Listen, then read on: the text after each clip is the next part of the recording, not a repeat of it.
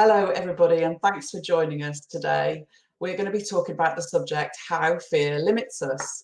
So my name's Amanda O'Rourke. I'm a coach, an inner calm coach to high achieving women in business. And I help female entrepreneurs to step away from stress and overwhelm in their business.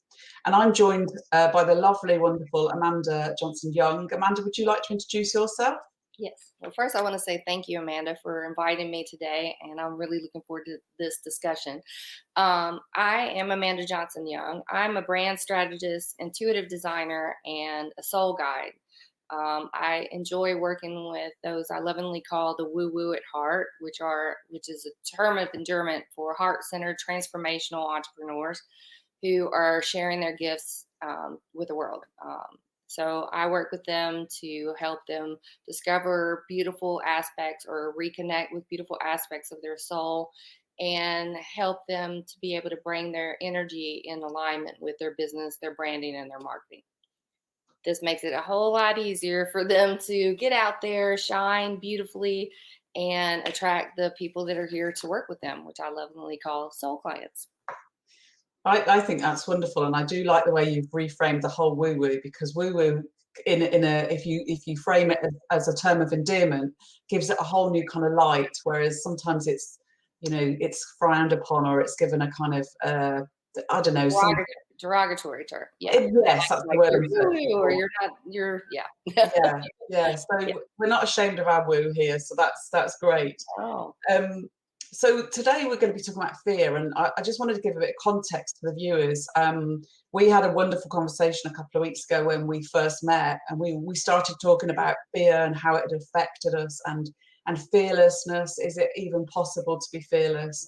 And are we in fact limitless? And these are kind of the subjects that I wanted to bring to the live today, because I think it would be very nice for us to share our sort of stories with the audience, but also strategies that we've used that have helped us.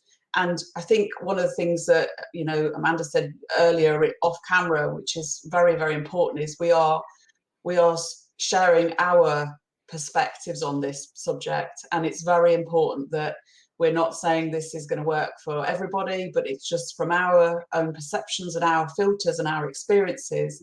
This is what has worked for us, and we've got different experiences that we've probably worked through different scenarios where fear has probably dominated our situation. So it's just about us trying to see how we can help people in terms of tackling fear going forward, and what it feels like to do that. So Amanda, what I wanted to start with is asking you really about what fear means to you. Well, I think that I know that fear is really supposed to be kind of a built-in safeguard for us. It's supposed, in the healthy state, it's supposed to be things that alert us to, something that might be dangerous, or something that could harm us or get us in a bad position. Those little warnings like, don't go down in that dark alley over there, or, hey, that person's lying to you, those kind of things.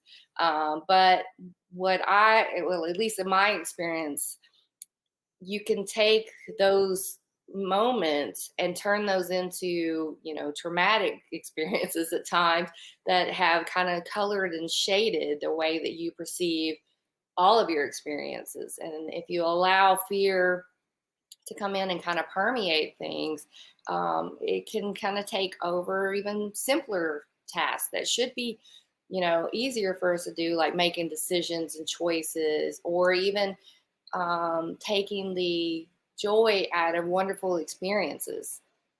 So, Yeah. And that's unfortunately been some of my experiences with fear from early on. I allowed it to kind of take over and shift and kind of discolor, I would think, my life experiences. Yeah, and I mean, I think the one thing that really struck me when I was in any sort of stressful position, or when my anxiety, when my fear was really rising up, was I felt incapable of making decisions. It's interesting you mentioned the decision-making process, and when I did some reading around it, it was interesting to find out that the limbic part of the brain, the amygdala, that gets triggered when you've got this fight-flight response going on in your head, when you've got fearful thoughts, that kind of dulls everything else in your brain, because the animal part of the brain is taking over.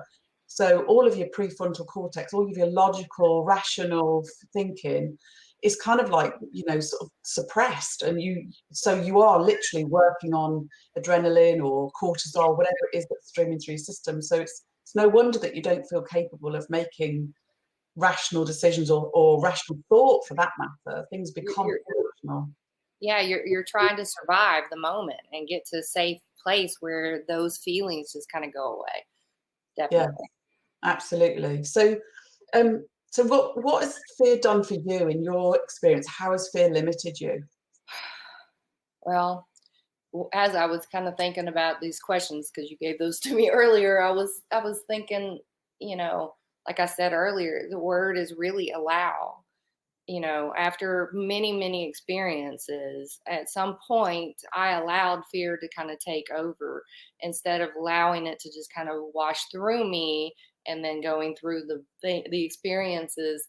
I've allowed it to just kind of taint everything. And I've given into fears a lot. So, like I mentioned before, enjoying new experiences, not being able to live in the present moment and really taking that in, getting mired in this place of fear of, am I making the right decision? Am I doing the right thing for myself, or whatever it may be? Anything that in my instance, or in my case, it would be anything that gets me completely out of my comfort zone. All of the things that I've brought around myself to make me feel as safe as I possibly can is fear is there. It stops me from doing a lot of things. Yeah, And yeah. it keeps you stuck. That's been my limiting, my lovely limiting experience with fear. It just kind of overshadows everything. I think it's very interesting when you talk about the fact that it spoils the present moment. And I certainly have been in those situations where something has happened, and so my mind is elsewhere, and therefore I'm not present. And I've been in situations where it's been my son's birthday and I've been thinking about work. I'm away from work, I'm not actually working. We're supposed to be having a fun day, and all I can think about is something that's gone on at work that's triggered, some sort of fear thoughts going in my head. And that is really tragic when I look back. I think, actually, That's the moments. yeah, my husband's got this really quaint little phrase which he uses: you can never recapture the memory, so you actually have to be there to experience it. And so that sort of living in the moment, that's the way that I see that fear limits me the most. Yeah. Is that it takes away today. And they say, don't they, that it doesn't, worrying doesn't actually improve tomorrow, it just ruins today. So that's one of the things. And I also found that the fearful thoughts, what I was experiencing, a lot of it was just rubbish. It wasn't actually true. Yes. Yes, it's just all of fear. I think I've brought this up before, maybe a post or something, but fear itself is like this shadow, and you can allow it to creep in. But fear doesn't come alone either. It comes with the little monkey mind, the gremlins that are chirping away in the back of your mind with what if this, what if that, worst case scenario this, better plan for that, to the point that you are just stuck in this place, almost paralyzed sometimes, and it just completely cuts you off from that experience. Completely Yeah. cuts you off. And I don't know about you, but I remember, because I was very, for me, it was, I was being woken in the night, or rather I'd wake in the night and my first thought would be, oh my God, something was cropping up that was going to worry me. And one of the things that I found very helpful was in a book called The Chimp Paradox. Professor Steve Peters says that when you wake up in the night, the first part of your brain to be alert is the limbic system. It's the fear-driven part of your brain, because we're still at the end of the day, we're still human beings and we need to protect ourselves. Yeah. But that really helped me, because it made me realize that actually, if that's happening, the first thoughts I'm going to have are going to be fearful. And so I waited and just waited for the rest of my brain to kick in, and then I just used to speak to myself and say, that's bogus. Just, let's think about this in the morning. Just shut up and go back to sleep. But that's just one way that I kind of mastered it almost. But you're right, it's very, very difficult to get out of that situation. And I do remember feeling almost suffocating from the fear. So we've just got a couple of questions, not questions, but here. Hi, Pamela. So Pamela says fear equals worry. Absolutely, Yes, it does. it does. Yeah. And then Tracy says fear is heavy baggage to carry around. It is. That's a really good way of looking at it, Yeah. isn't it? Because you know that's exactly what it is, and it's what we were saying. It's most of it is rubbish. You're carrying around all this crap. Because I realised as well, I was making most of it up. Well, you make it all up, basically, don't you? Yeah, you Because do. nothing has happened yet. It's all fear about what is going to happen or what you think might happen. You know, so it's a really. And we might be the one, now that you say that, we might be the ones that are creating the fear. Maybe there isn't a fear until we're the ones that bring it in Oh, and I acknowledge it. So, absolutely believe that. you know, because one of my things was finally realizing that it's an illusion. Just like control and just like other things are illusions. Safety is kind of an illusion. There's no guarantees that we're going to be safe. There's no guarantees that we're not going to get hurt. There's no guarantees. And you can't control what other people do. You can't control certain, you know, your situations most of the time. You only have you to control. And when you kind of look at that, as it was almost freeing. I remember the moment that I realized that, and somebody was like, "Well, how do you feel?" And I was like a weight was lifted off of me, just to know that it's an illusion. And I think we're just touching on the next part, for me at least, is that, you know, what if we're the ones that are creating all of this? What if the fear monsters just are crazies inside our head that we have just learned to listen to? Well, And that's where that allow, I even wrote it down like really big on my paperwork, because it was like, allow. I've allowed that to happen. yes, yeah. And I think the thing that I always say though is fear, anxiety doesn't exist outside of your body. True. You know, so it is totally within you. And I mentioned in a networking meeting this afternoon, you can totally control your own fear.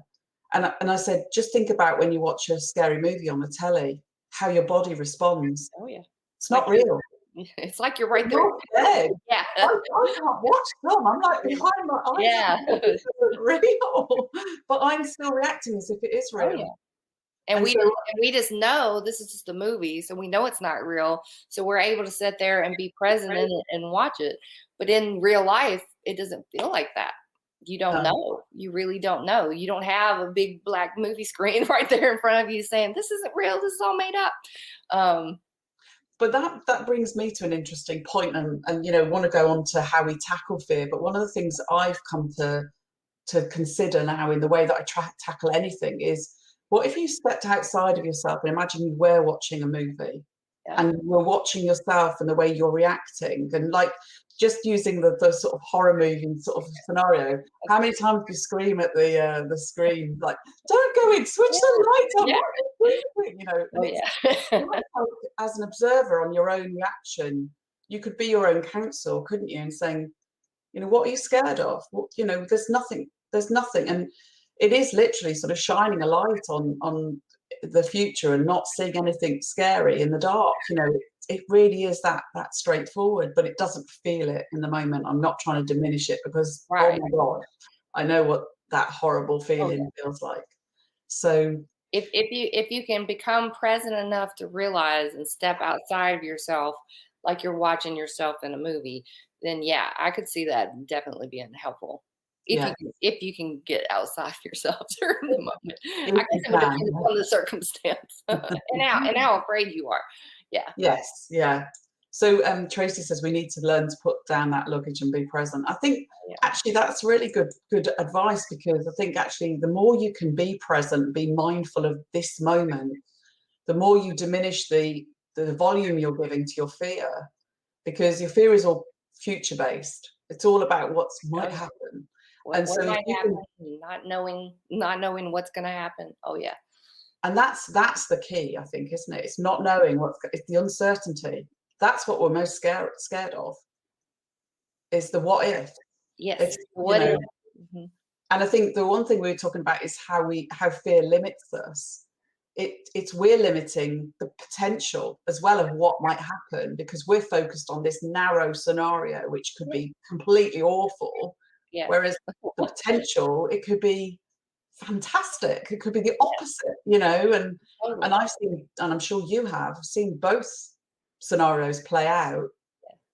And yet we put most attention on that little narrow alleyway, which is, you know, the fearful one. Because, and I guess it is about control, because we feel like we can control, Mhm. you know, or not, because I think control is an illusion. I think fear is an Yes. illusion, but I think control is as Control well. is definitely one. Yeah. Yeah, yeah. So what strategies have you used then, Amanda, to help you manage fear? Well, like you said, just number one, realizing that fear might be an illusion and that control definitely is one. So you're not able to do anything besides control how you respond or react to something. Um, that was the number one thing that kind of got me out of it. Also, just the knowledge of knowing I'm missing out. I'm not being present in the moment.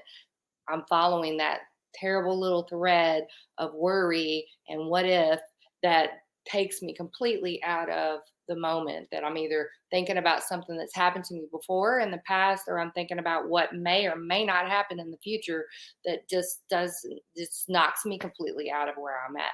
So when I feel fear, a lot of times, I'll kind of allow it to get me for a second, usually because I'm just so used to doing it that way. But then I'm like, I'm safe. That's usually the first thing I say is, I'm looking around. There's nothing going to kill me. Nothing's going to hurt me. Mm, There might be some worst case scenarios that are playing back in the back of my mind, but I'm okay. I'm safe. I'm alive. I'm breathing. Here I am. And then addressing why I'm feeling the way that I am. Now, if I'm really panicky, if I'm in like a panic attack-ish kind of feeling, or even spinning out into that, I don't really go right into why, but I will at least acknowledge. And then other things that have helped me, one of the biggest ones is Mel Robbins. She's a speaker and an author, and she wrote about the 5 second rule, and yeah, that 5, 4, 3, 2, 1, just doing it mm, really helped me. Her being honest about her feelings around fear and her panic that she's had to deal with for many, many, many years, and then some of her little tricks like visualizing that you've already been there, you've done that, you landed, if you're flying, landed safely, or you've made it through this interview or whatever it may be, and kind of see the future you being okay. That's really helped me a lot. I've used that several times. yeah. And then So just Tracy just said we need to trust that we can handle what comes our way. That's helped me deal with fear. What happens, happens. I know that we can deal with just about anything. I've dealt with all sorts of things and survived them all. And there is confidence in that. Yeah, that's one of the things I share in my freebie, the Fearlessly Calm, is about look how far you've come and yes. see what you have handled and how you can handle it again and again. I call that I'm doing a Harry Potter. I'm a big Harry Potter fan, and in the Prisoner of Azkaban, Harry kept trying to do the Patronus, and then he saw himself in the future save himself from the Dementors with that Patronus, and so that's literally what I think about is I've seen myself do it, whether I've done it before or if I have to imagine it or visualize it, and then I just say I'm going to Harry Potter through this. And when I do that and I kind of embrace Harry Potter and I say, hey, I'm going to do this because he was scared to death. I mean, Yeah. all the things that happened to him, he was scared to death. All of those things I would have ran away fleeing probably from most of the stuff he did. But if Harry can do it, even he's fictional, I don't know. I really resonated with that part of the book or in that movie. He saw it himself do it, and therefore he was able to do it. And so, you know, the, Well, that's my theme is I'm just going to Harry Potter it, and then I go and I just do it. it's a great way, but that's really backed up by neuroscience, because they show that if you're visualizing Yeah. something, It's literally training the brain. It's rewiring the brain to practice whatever it is that you're looking to practice. Yeah. And so I've done it when I've done a presentation in the past. I've just visualized myself doing it, and everybody at the end being really like applauding or, you know, congratulating me. And it just gives you that more confidence, which is what Tracy was saying. It just gives you confidence that, you know, you can get through it. And it's, yeah, definitely helps. And it's, like I say, it's a scientific based sort of practice as well. So Yeah. Tracy's just saying something else now. She said, I heard Cher say that her mom taught her the concept of, will I care about this in 5 years? If not, it's something to really worry about. I thought it was very interesting. Yeah. It's funny because you know, I do that myself, but my question is, will I laugh at this soon? Oh, that's a good way to look at it too. Well, I laugh at this and go, "What were you thinking? Yeah, because Why I think were you so scared?" Yes. there's not much in life that you don't laugh at. There's a few things that hurt like hell and you'll never laugh at them, but there are most things you will laugh at. And so I just say to myself, is this going to be so serious that I'll not laugh at it at some point in the future? And most of the time the answer is no, I'll laugh. I will laugh, you know. So yeah. I was going to say that the one thing that I would say that I found that's really useful for me is with fear. They say feel the fear and do it anyway. And I think it's really important to, like you say, acknowledge the fear. Let it come up in your body and feel where it is in your body. And I'm always very a strong advocate for, you know, take it to your body. Where is it?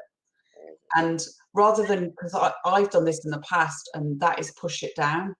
Like I can't do that now. I'll distract myself and I won't address it. But it's bubbling there under the surface, and it's percolating, and it's not doing my body any good whatsoever because And I'm it doesn't holding go on. away when you ignore it. No, no, it just grows. It makes it worse. It does make it worse. And so one of the things I would say is if you do that and you sit with it for a few minutes, it's about, like you say, sometimes you don't want to ask the question, what is this about? Yeah. But very often fear isn't what you think it is. Your fear it's a surface fear, but actually what's beneath it is really what's going on. And if you can ask yourself and get beyond that surface fear, then often you can resolve whatever it is that's driving it. So just to give you an example, when I was running my cleaning business, my biggest surface fear was that my employees would phone in sick and I would have to ring customers and cancel the work that we'd got booked in. So that for me was horrible, the thought of having to do that. When I worked with a coach, we worked on it, and she revealed, or I revealed to myself, that my fear was actually letting people down. Yeah. Oh yeah. And so once I released that surface fear, if you like, then everything seemed to kind of like dissolve. It's like almost like you shine a light on the fear and it diminishes in size. And things started to really work out for me after that. And that fear then really did sort of go away. It's bizarre. It's a really strange thing. But one of the things I work with clients on is I actually say, and what then? Because people will say to me, I'm scared of doing this because of this. And I'll say, well, what happens if that does happen? So then you go on this kind of like, you know, journey. And very often the end result is nothing like the worst case scenario that they've imagined in their head and carried around with them. So I would definitely say examine your fear if you get the opportunity to. Yeah. Don't bury it. Don't push it away. Yeah. I think I actually just had this happen. I went last week and flew by myself for the first time. I've flown before. Not my most favorite thing to do, but I've gotten a little bit more comfortable with it the more that I've done it. But I had not flown by myself, and I'd flown with my husband sitting in another place on the plane, that kind of thing. Yes. Not completely by myself. And I was really excited. I was going to see family. I did not think about, and I'd not had any kind of panic or anxiety for a while, so I didn't even think about it at all.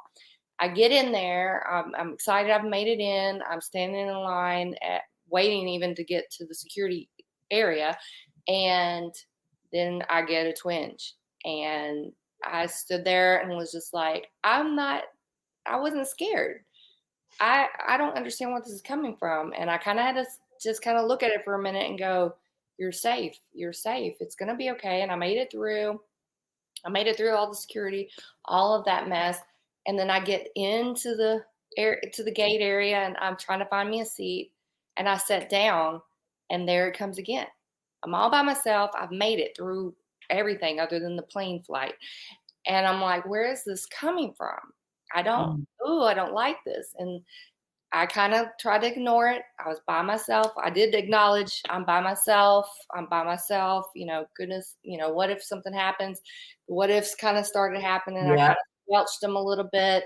I did the best that I could, distracted, asked for some help. I reached out to a friend that I was like, who's going to be awake right now? Yeah. She was like, hey, do you have anything to kind of ground yourself? Just kind of, she even asked, she's like, what are you afraid of right now? And I was like, ooh, I don't want to address that Don't right go now.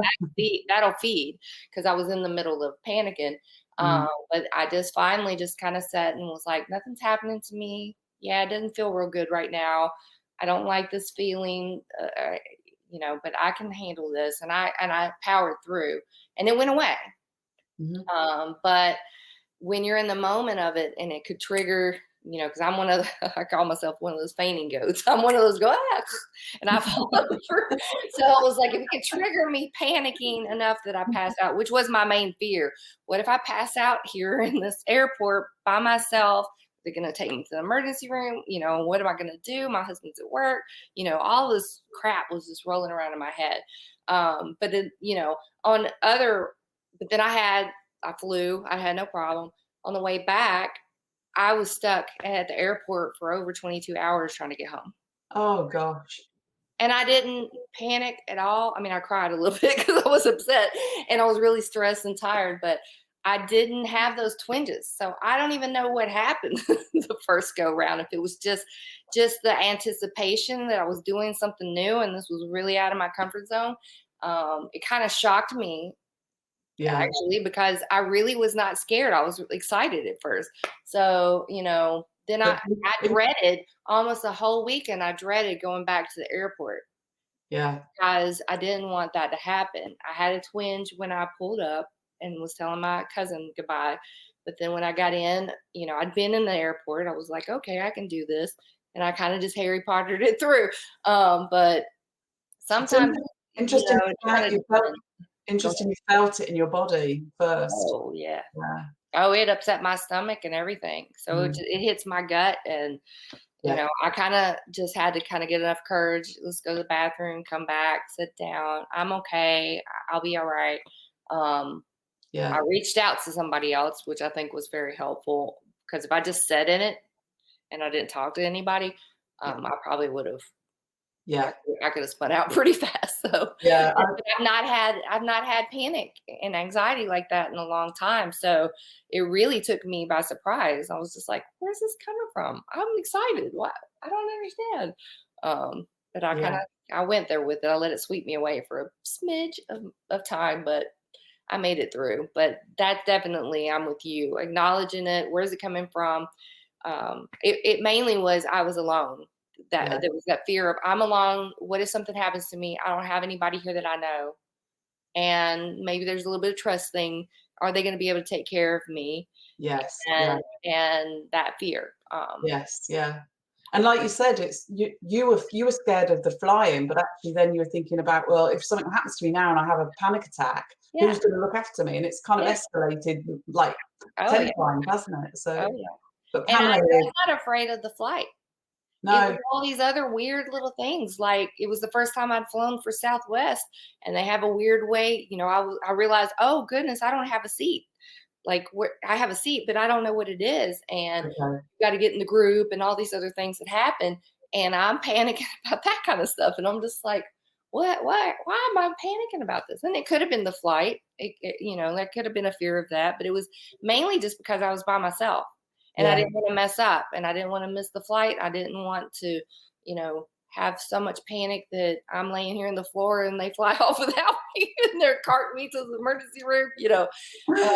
All kinds of things come into your head when you get to that place. But Pamela says here, she says, I always get afraid on takeoff and landing the plane, and I always pray. And I think, you're not alone there. I think we're all a bit sort of there's always a bit of trepidation. For me, I always feel when we land, they're going to run out of runway, and we're not braking hard enough. And I Especially when they, always push my especially when they fly in really fast and they land and you're like going, oh yeah, that freaked me out.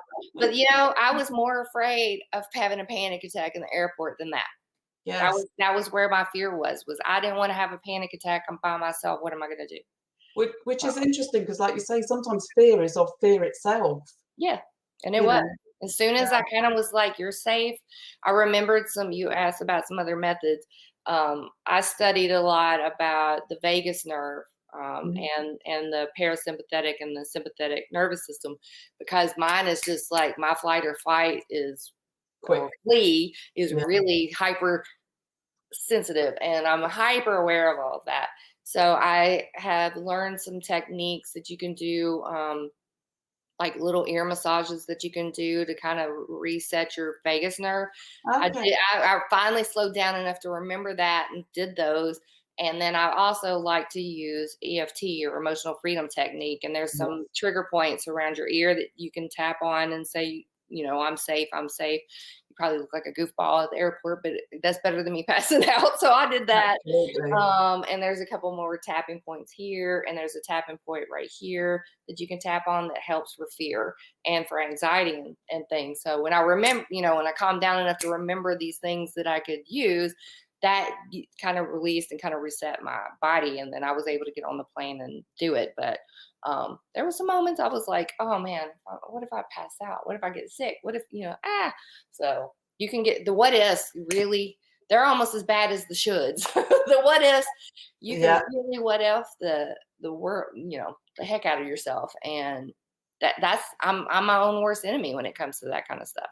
Yeah, and I think that's the thing. It's actually that escalation of thought, isn't it? Yeah. That's the crazy thing. But the sidekick or the partner in crime of fear is the monkey mind going crazy on you and doing all this stuff in the back and giving you these terrible little thoughts that otherwise you would have never even thought to even think about. Because I shared this week that there's some breathing techniques that you can use to calm the parasympathetic system. It calms you right down.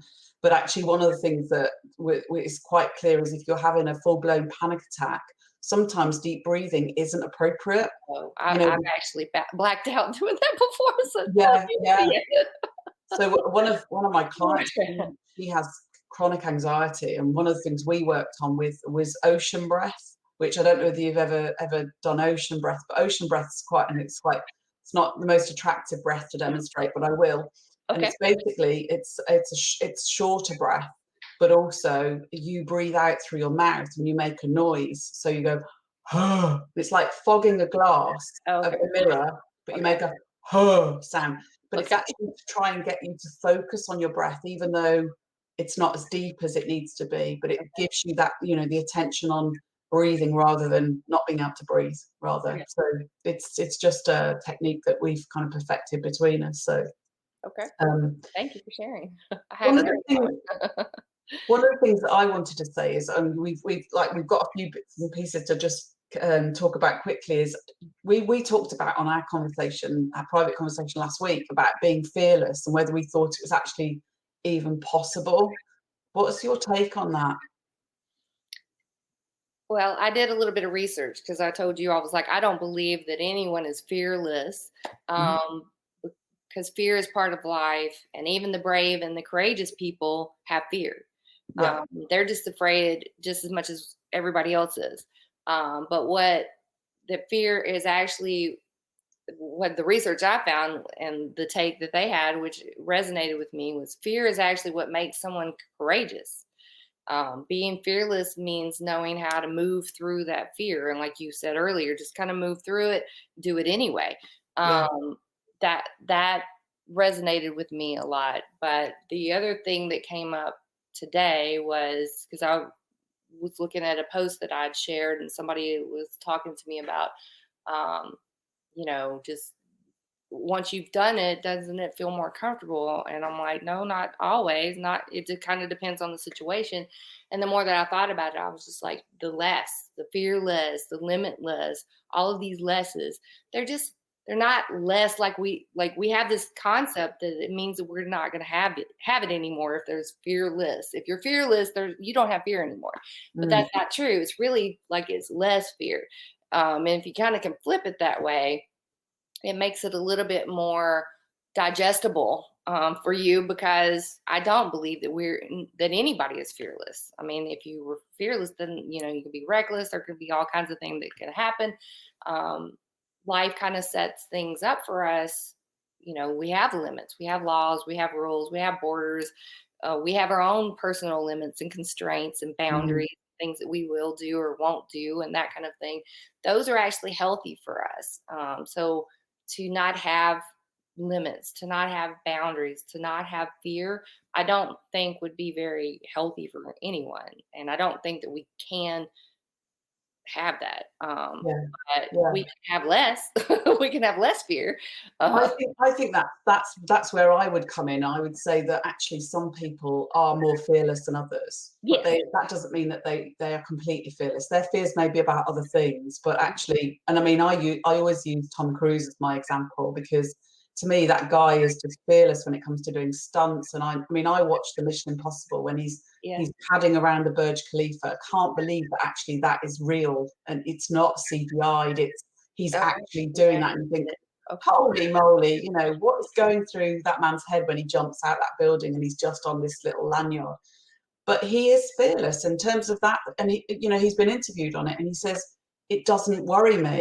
He's got insurance, and I think maybe his perspective is, so if he dies, well, it doesn't worry him. Whereas most of us would think, our own kind of survival. Well, I wouldn't, Oh yeah, well, I don't want to die like that. yeah, I don't have exactly. as much money as Tom Cruise.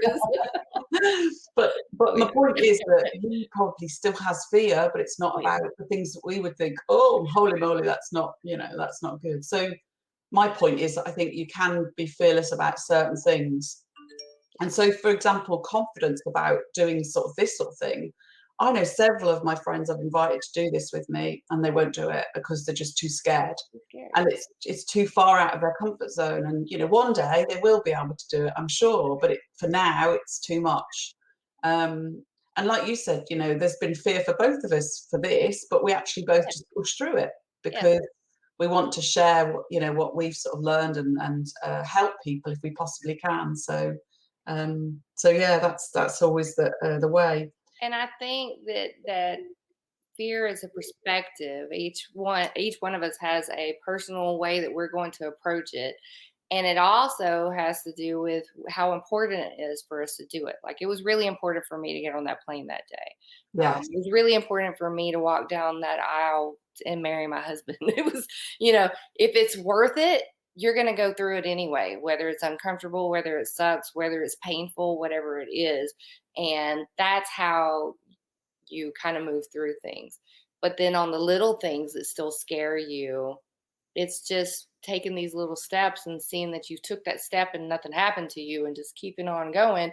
Yeah. And then doing that over and over and over again, and maybe Harry Potter in it sometimes is a really good way to kind of move through all of that. Now, is your fear going to ever completely go away? I don't believe so. But if you start to look at it more as it's an illusion that we're creating this, we're making this big for ourselves, and kind of say, get over that. that might help. Yeah, and I think there is some truth in that, that we can use all sorts of strategies. Like you say, I used to say, that's bogus, you've just made it up, to myself, because I realized that I was the one that was, accelerating this scenario in my head. But also, you can have an affirmation or a mantra in the background that's going to ground you in the moment. And so you can say, my favorite one is, everything's all right now. Because if you do take it to the baseline and say, right, okay, what's going on for me right now is I'm safe, I'm well, I'm okay. And obviously it's different if there's different scenarios around you, but it's about grounding yourself in that moment. And I do believe that everybody, ultimately, we are all safe, we're all in good hands. And I think that's the difference maybe that has made for me, is that I actually now see it very differently to how I did before, is that you kind of escalate what you think is the worst thing that can happen. And actually, if you peel it back, it's not that bad, Yeah. you know. Yeah. So Definitely. yeah. So do you believe we're limitless? Again, that less. I believe that we're the one that creates those limits and those constraints, just like we create that fear in us. Um, I think, like I mentioned earlier, we have laws, we have rules, we have boundaries and borders, we have things that we will or won't do, um, and moral laws and all kinds of things like that. Um, so when you look at it in that aspect, we do have some limits. We're only human. There's only so much that a human body can do or withstand or whatnot. Sometimes it seems like it's like crazy how much they can do it, like Tom Cruise running and doing his own stunts. Mhm. But you know, we are human and we are fragile. So I just kind of look at it more like we could have less limits. The more that we fear less, the more we might have less limits on ourselves, and feel so constricted and bound. Yeah.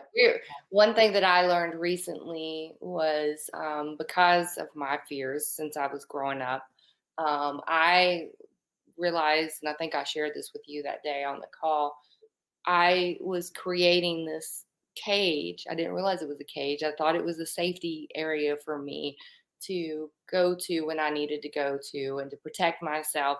But what I realized was it was a cage. Yes. And then I had played, I was the prisoner and I was also the guard. Mm. And when I saw that image and that I'm sitting inside of this safe place, but it's a cage, it just completely helped me to flip it and go, wait a minute, I don't want to be in a cage anymore. Yeah. I'd already noticed I wasn't present. I already noticed that I was limited. Um, and I knew I was the one that was doing all of that for the most part, unless, even to the point, sometimes I feel like my body betrays me, when I start panicking and things like Mm. that, or my brain Mm. does its little thing or whatnot. But, I'm still the one that's in control as much as I could possibly be. And then to know that I've created a prison for myself, um, and when I saw that and then knew, it finally sunk in, safety is an illusion, fear is an illusion, all of this is an illusion. Mm. I was able to kind of step out of that and say, I'm not going to do that anymore. Now, do I not have fear for doing that? No, I still have a lot of fear, but I don't feel as limited.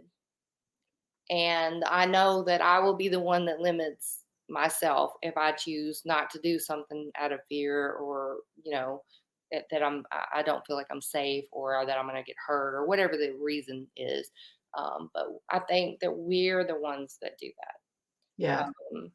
And I think that sometimes it's to keep us safe. So I don't have a problem with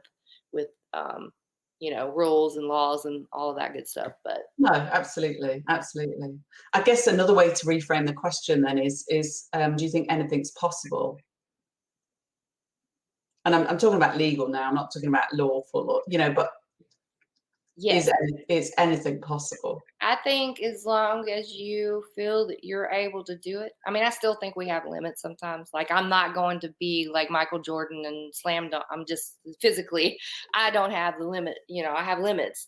But I think that anything that you put your mind to and you really want it and it's really important to you, there's a way to do what you want to do for the most part. Yeah. Yeah. Unless we have physical physical limits, or maybe it's monetary limits, or it might be illegal, that kind of thing. But I think that there's always possibilities. Yeah, yeah, I would agree with that, and I think one of the things I've come to realise is that when you do put limits on things, so for instance, like you said about that, you might have financial limits. So if you decide, oh, I can't afford that because it's just not possible, you are limiting what the universe might be able to deliver to Oh you. yeah, So that's the kind of thing that I always keep in mind now, is that I don't see it's possible. That doesn't mean it isn't it possible. isn't possible. That's true. That is true. Because we all got hung up on these hows. How's that going to happen? Yeah. How? And How Mike we're going to Doolan. about that recently, and it was just like, you don't have to know how, you just have to know you can. Yeah, And I can see that. Yeah. yeah, yeah, Now, do I limit myself in my thinking and say I can't afford that, or I don't want to do that because of XYZ, and make excuses and all kinds of things? Yeah, yeah. But as yeah, far as if you didn't do that, who knows what the possibilities are? They yes, could no, be limitless. yeah. No, and I think that's a nice point to end on, but I think it's also very useful for us to both sort of kind of feel that way as well, because it's I think it's much more exciting to look at life that way than to think it's we're on one sort of parallel, and it's not, Yeah, it's not yeah. possible to divert I'm not off that it. yeah, I'm not that limited, but I do have some limited thinking sometimes, and have to kind of like go, Yeah, wait a minute, you can do this. we're all human, aren't we? That's Yeah, the thing, we and are. that's how we have to kind of unwire and rewire, isn't it? So, but Yeah. anyway, Amanda, thank you so much for joining me this Thank evening. Well, you. it's evening here, but Yeah. obviously daytime for you. But Yeah. just wanted to say to anybody who doesn't know Amanda, is not connected on LinkedIn, do reach out and connect with her. And if you've enjoyed this, like, send us a message, or put some more comments. Yes. Just to let you know that on StreamYard you can't comment after the live on the comments, so we can like the posts and that, but I can't actually sort of respond, which is a bit annoying. But I just wanted to let people know that if they did reply. But it's been really lovely having you, Amanda, Thank you. and I hope you've enjoyed your first Yeah. live. Is it your first live? Is this the first live broadcast? Mhm. Really? Number 2. Yeah. I could tell you're a pro, so there you go. I'm not a pro, but it helps to have already had a conversation with you, and your energy feels great, and you made me very comfortable. And we Yeah, had some good stuff to talk about. we did, I'm absolutely. not a fear expert, but boy, I know a lot of fears around. Very real. Absolutely, I'm learning absolutely. how to conquer that, or at least move through it as best that I can. Yeah, and hopefully we'll have helped people watching today with I some hope of the so. ideas that we've come up with. And like we said, they might not work for everybody. It's just in our experience and that, but it's hopefully it's been useful for people. Yeah. So until next time, we will see you again soon. Thank you.